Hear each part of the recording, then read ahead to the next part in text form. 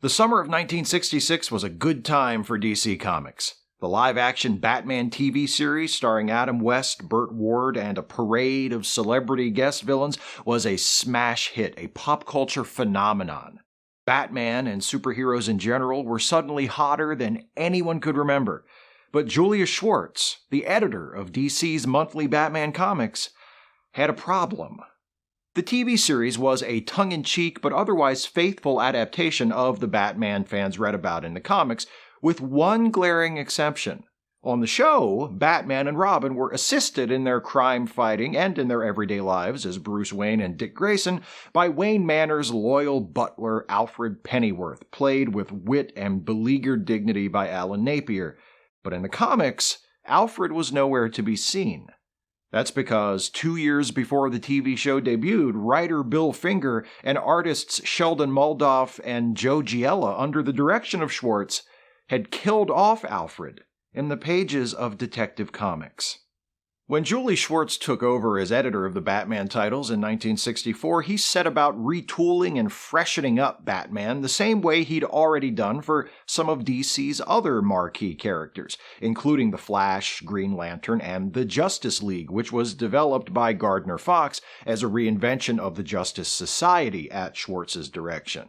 Schwartz's Batman books were produced by some of the most talented artists in the history of comics, most notably writers John Broome, Ed Herron, and Batman co-creator Bill Finger, pencilers Carmine Infantino and Sheldon Moldoff, and inker Joe Giella. Some of the changes they made to the character were well received. Batman's new look, best exemplified by the yellow oval that was added behind the bat symbol on his chest, became the character's signature look for the next 30 years, and the stories themselves began to move in a slightly more serious direction. Oh, the stories were still plenty silly, as we're about to see, but under the direction of Schwartz, plots began to center more on Batman and Robin as detectives, solving crimes and catching crooks, and the more outlandish sci-fi inspired elements of the early Silver Age were dropped.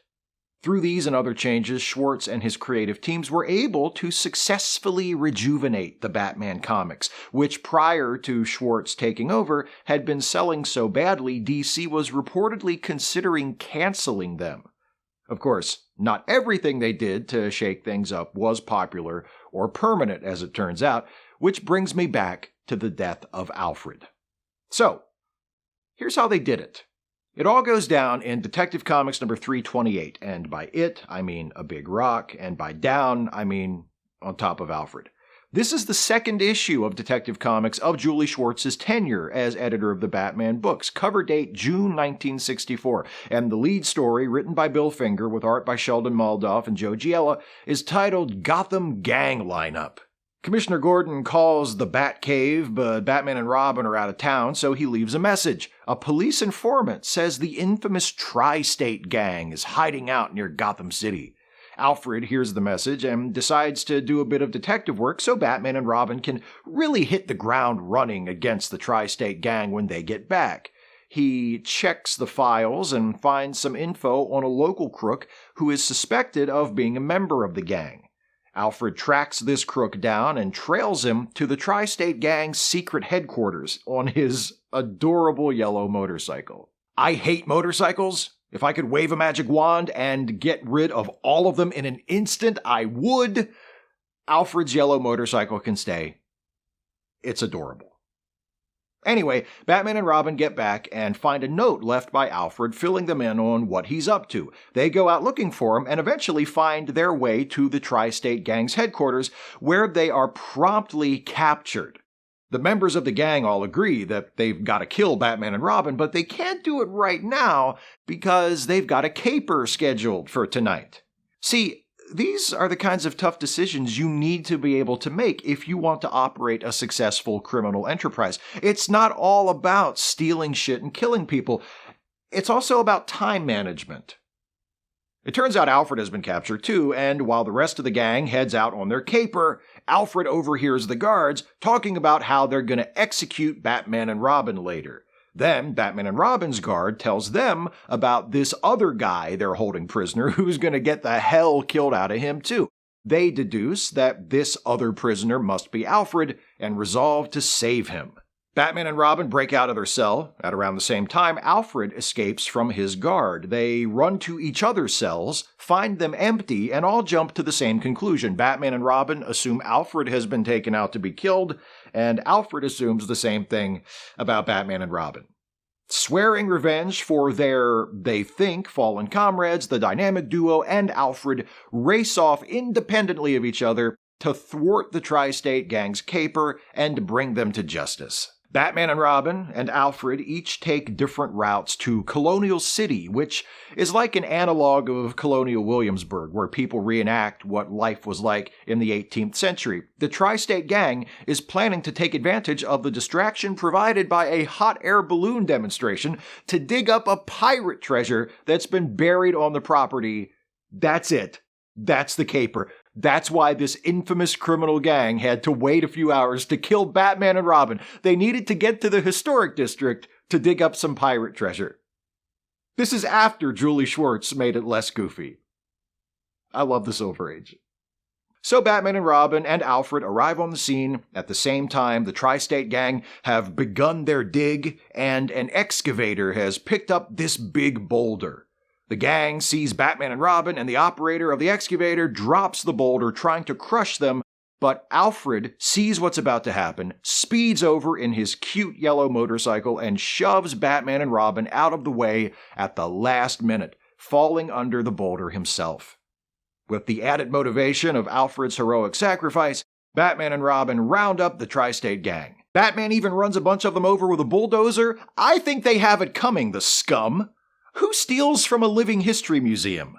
Later, Bruce Wayne sets up a charitable organization, the Alfred Foundation, in Alfred's memory, and Bruce and Dick prepare to get on with their lives, but then, what's this? Dick's Aunt Harriet shows up like, hey, I heard that your butler died, so I decided to show up uninvited to take his place because this is my chance to live in a mansion, and I am not going to blow it. I respect the hustle, Aunt Harriet. The death of Alfred and the introduction of Aunt Harriet has sometimes been linked to the moral panic kicked off by Frederick Wortham's Seduction of the Innocent, which argued that comic books were contributing to juvenile delinquency and led to the creation of the Comics Code Authority. It was considered inappropriate for a comic to depict three men living together with no women in the house, so they bumped off Alfred and brought in Aunt Harriet to rid the Batman comics of any hint of implied homosexuality or other form of impropriety, or so the story goes. Seduction of the Innocent was published in 1954, and they killed off Alfred 10 years later, so personally, I don't think one has anything to do with the other. I find it far more likely that Julie Schwartz killed off Alfred and replaced him with Aunt Harriet because he wanted to alter the status quo of Batman's world in ways that would hopefully make things more interesting and force the writers of Batman's books to take things in new directions. Unlike Alfred, Aunt Harriet doesn't know that Bruce Wayne and Dick Grayson are Batman and Robin. That means the dynamic duo has to be on their toes, at home as well as on patrol, in and out of costume. It's an added layer of complication, an attempt to shake things up a bit. But it was not destined to last, at least not in that particular arrangement. It wasn't long before William Dozier began developing Batman as a TV series for 20th Century Fox and ABC. Dozier wanted Alfred to be in his show, and he told DC that it would be nice if Alfred were in the comics as well, so Schwartz was told to bring Alfred back from the dead. As luck would have it, an ongoing storyline in Detective Comics provided an opportunity to do just that. 6 months after the death of Alfred, in Detective Comics number 334, Batman and Robin are targeted by a new villain called the Grasshopper, who declares his intention to steal Batman's possessions, then sets about doing that very thing. He steals the Batmobile, a Batarang, the Batboat, even Robin, who is not one of Batman's possessions, being a person and all. Sure, Robin's Batman's partner and ward, and Batman loves Robin, but hasn't the Grasshopper learned that love's not possession?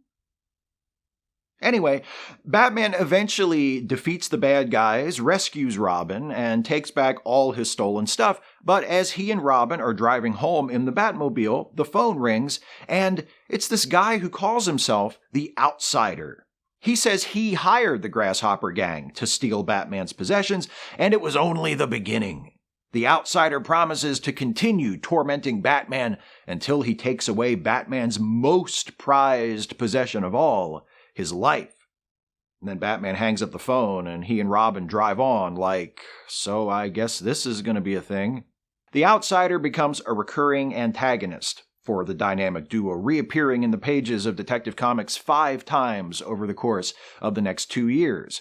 At first, he remains behind the scenes, pulling the strings of other villains, like this witch from Detective Comics number 336, who uses a magic broom to almost turn Batman into a scarecrow, and then at the end of the story, after they catch the witch, the broom starts talking, and it's the Outsider saying that he gave the broom to the witch, hoping she could use it to kill Batman, but it didn't work, so he'll just be back sometime to try again. Again, late Silver Age. Not as goofy. Pretty soon, the Outsider gets tired of using other villains to do his dirty work and starts trying to kill Batman and Robin more directly. In Detective Comics number 340, he uses the golden bead that first imbued inanimate molecules with life to bring Batman's gadgets, including the Batmobile, to life, then sends them after Batman. I'll say that again, because I feel like I kind of breezed past it. The Outsider discovers the golden bead that is the source of all life. The story yada yada is the details, but apparently he found it in the sea, and uses it to bring Batman's stuff to life, and then commands said living stuff to kill Batman. It's from the latter portion of the Silver Age, when the stories had grown more serious. Throughout all of this, the Outsider's identity has been a mystery. He hasn't even actually been seen in any of the stories in which he's appeared, except for this freaky reflection in a bowl of water from Detective Comics number 340, and this shot of his shadow from Detective Comics number 349. The solution to the mystery of the Outsider, what he looks like, why he's so obsessed with killing Batman, who he really is, would be revealed in Detective Comics number 356. A few things to notice about this cover. First, like I just said, we haven't seen the Outsider at all, aside from shadows and reflections, but now here he is on the front of the book. No tease, no bombastic title proclaiming something like, "At last, the mysterious Outsider is revealed inside." It's as if Julie Schwartz said, "We're blowing off the Outsider thing, so screw it. Get a good look, everybody, because he ain't sticking around." Second, note that Robin is exclaiming, "Holy Tombstone!" The Batman TV series debuted in January of 1966. This issue of Detective Comics is dated October 1966, and in this era, monthly DC Comics were published about 2 months ahead of their cover date, so Detective Comics number 356 actually came out in August 1966, a month or so before the premiere of the Batman TV show's second season. The influence of the show on the comics was obviously pretty strong. So, the story begins with Aunt Harriet leaving Wayne Manor to go to a bridge party and a delivery truck pulling up a few seconds later to drop off a pair of coffins. Coffins labeled Bruce Wayne and Dick Grayson. They open the coffins to reveal wax dummies of Batman and Robin, meaning whoever sent them knows their secret identities. But it gets even worse, because the dummies rise up out of the coffins, Nosferatu style, and inform Bruce and Dick that they have 1 hour to live. Then the dummies get beamed away like a couple of crew members from the USS Enterprise, an occurrence which amazes Dick, but which Bruce waves off with, "Never mind those teleported dummies." Have I mentioned that I love the Silver Age?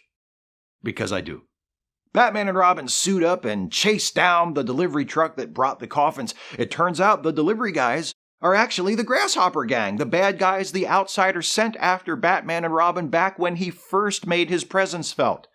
They don't know anything helpful about the Outsider, so Batman and Robin beat him up and drop him off at police headquarters, then head back to the Batcave. They run some tests on the coffins and discover a way to track the radiation the Outsider uses to control objects. And they also deduce that the Outsider is actually Alfred, because of all the things he knows about them, their secret identities, the location of the Batcave, the existence of the hotline between Batman and Commissioner Gordon. It turns out Batman and Robin have suspected Alfred might be the outsider for some time. So much so that after each case that involved the outsider, they've gone to the cemetery, opened Alfred's coffin, and examined his remains just to reassure themselves it wasn't him. They head to the Wayne family crypt one more time and lift the lid, and sure enough, there's Alfred laying there exactly as dead as you'd expect someone who was flattened by a boulder 2 years ago to be. To make certain it's really Alfred and not a look-alike, Batman takes fingerprints, and in a detail that is either testimony to what a fantastic detective Batman is or an unsettling reminder of what a weird creep he is, Batman can tell at a glance that these are genuinely Alfred's fingerprints. So the outsider has to be Alfred, but he can't be Alfred because Alfred is definitely dead. It's at this point that the story decides to just drop the Batman plot for a few pages and fill us in on what exactly is going on, because it's worried we're just gonna get confused and frustrated and stop reading, I guess. We flash back to the night of Alfred's entombment, where this guy, Brandon Crawford, doctor, scientist, and all-purpose weirdo, is prowling the cemetery with a microphone for reasons best left unexplored, I'm sure, when he hears a muffled moaning sound that turns out to be a seriously injured but still very much alive Alfred. Good thing Bruce buried Alfred in a refrigerated coffin and didn't have him embalmed, or apparently subjected to any kind of medical examination. Because now, Brandon Crawford, who informs us through an expository thought bubble that he is a radical individualist who bucks the scientific orthodoxy, is here to save the day. Crawford takes Alfred to his basement laboratory and tries to revive him using an experimental cell regenerator. Things don't go quite according to plan, though. The machine does revive Alfred, but it also mutates him, giving him white, lumpy skin and warping his desire to help Batman and Robin into an urge to kill them. The regeneration effect also acts on Crawford, transforming him into an exact duplicate of Alfred and rendering him comatose. The outsider puts Crawford's transformed body into Alfred's coffin in the crypt, then returns to Crawford's laboratory and gets busy trying to kill Batman and Robin. Now that we're all caught up, we rejoin our Batman and Robin adventure, already in progress. The dynamic duo have traced the outsider's special radiation back to his hideout at Crawford's place. They find the outsider, and a fight ensues where the outsider uses his powers to transform Robin into a coffin.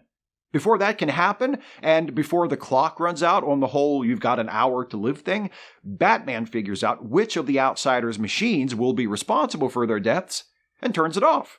Then he knocks the outsider into the cell regenerator, which helpfully reverses Robin's coffin transformation and turns the outsider back into Alfred, who is now alive and well with no memory of ever having been the outsider. Batman and Robin decide not to tell Alfred that he was the outsider, and they go grab Brandon Crawford from Alfred's coffin and change him back to normal. Batman even offers him a job at the Wayne Foundation because I guess he'd rather have the guy with all the long-distance murder machines in his basement working for him than against him. And then they take Alfred home, explaining his return to Aunt Harriet with a simple, "Hey, look, Alfred's back." And Aunt Harriet, who, along with everyone else, thought Alfred was dead, is like, "Oh, okay. Well, now that he's back, I guess I'll pack my shit." This is who they were afraid would discover their secret identities? Anyway, they invite Aunt Harriet to stay because she is needed to help take care of things at Wayne Manor, and also she's in the TV show, which means she's in the comics too. For now. The Batman TV show was a massive hit, but only for a short time, as it turned out. Its initial success soon faded, and it ended its run after a mere 3 seasons. But the effects it had on Batman and on superheroes as a genre would last for decades. Oh yeah, there's definitely a video about the 1966 Batman series coming at some point. Fans still argue over which of those effects were positive and which were negative, but it seems to me that at least 2 of them were inarguably positive. First, the success of the show ensured the Batman comics would not be canceled, and second, Alfred's presence in the show compelled DC to bring him back in the comics too, and unlike Aunt Harriet, who only stuck around for a couple of years after the end of the TV series, Alfred's return would be a permanent one. Until last year, when they killed him off again. But hey, now they know how to bring him back! And I hope they do, so that before long, Alfred can be back where he belongs, by the side of the Dark Knight, tossing out jokes and sage advice in equal measure, setting his bones and treating his wounds, and being the dependable surrogate parent Bruce Wayne so desperately needs. Because from where I'm standing, it's hard to see how any version of the character who doesn't have the trusty Alfred by his side could ever have any hope of being the best Batman ever.